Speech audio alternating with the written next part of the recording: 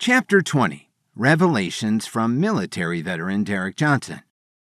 Recent years have exposed details of military operations, constitutional law, and the powers to maintain the Republic, thanks in great part of meticulous research by people like Derek Johnson and thedocuments.info. A former military man, Johnson has fashioned himself a vital narrator of how an intricately covert operation was put into motion as far back as 2017. A true constitutional law and military guiding outing. These revelations offer a unique insight into the political and military environment in America, explaining many of the drastic events that have so dramatically altered their country over these past 2 decades. The foundation behind this military operation that continues to take place is the oath of enlistment, which every service member agrees to adhere by. This is the important oath. It makes clear that we stand for no federal office or man per se, but only for our U.S. Constitution. This may help understand what has gone on in one military maneuver after another over recent years. The military exists not to fight wars, but to shield the nation from foreign and domestic threats, a mission that does not stop once it leaves the battlefield. It continues into governance and ensuring our governing bodies work properly within constitutional constraints. A couple of the revelations that Johnson provides is a clear understanding between civilian law and military law. Many people, including some in the military itself, are simply unaware of how dramatically different these two legal systems can be, he says. It is an error to conflate the rules that govern military operations and those which limit involvement in civilian governance.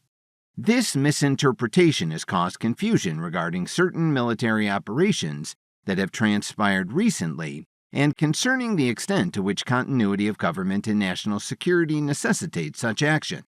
An integral part of Johnson's disclosure was the role that Donald Trump plays in this military operation which is being implemented.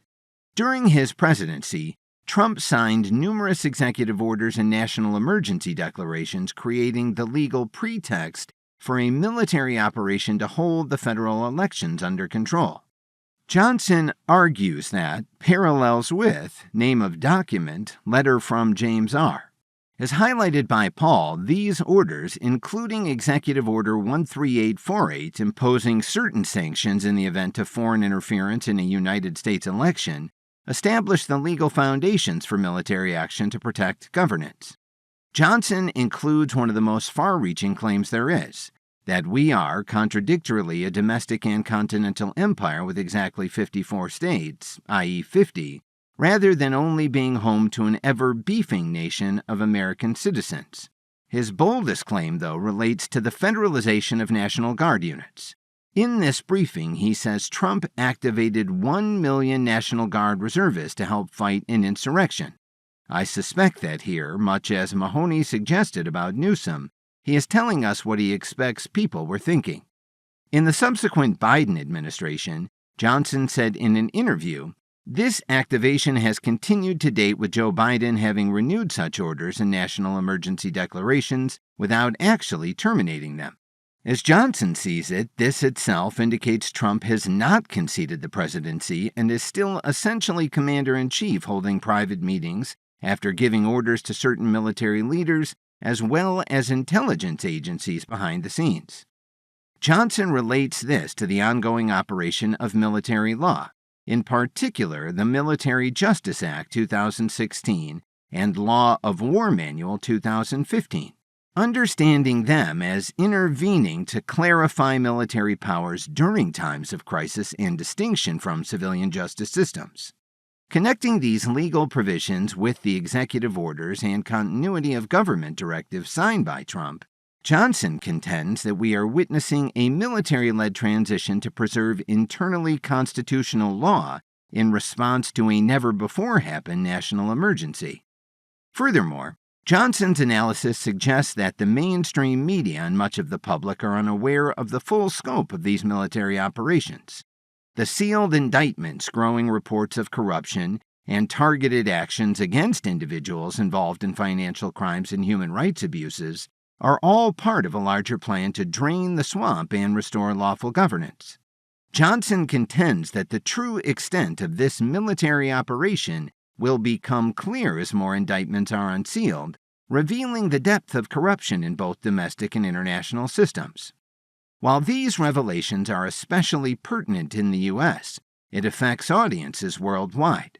Yes, a joint military operation is carried out internationally and globally in order to dismantle these corrupt structures that have seen men beating up on his fellow men for too long, according to Johnson.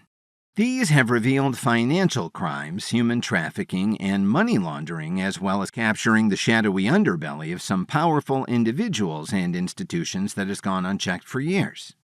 The pitch is that the military response isn't based in reaction but inaction, to restore and then transition this moribund republic back into a constitutional form of government. That means taking care of immediate danger and building national security, economic self-dependence, while maintaining political stability. The work of Johnson in collaboration with the Documents and the Gramercy Group. It provides clear info, not legal advice, and guidance on the law's functioning as all-supporting constitutional framework for this use of military force. It encourages citizens to learn more about it. In short, Johnson provides insight and information that helps tie together the complicated military issues at play across the U.S. right now. Johnson traces these actions back to constitutional law, executive orders, and military directives that force Trump aside by making the case we are currently amidst a covert running war led by our own military white hats. For this is an operation grander than anything ever orchestrated in history, one designed with purpose of preserving the republic, honoring constitutional integrity, yet as well restoring justice within what was once a corrupt system. Indeed, this military operation grounded on justice and transparency will be influencing not only the future of America, but also that of the rest of the world for many years to come, as increasingly more clarifications are being known.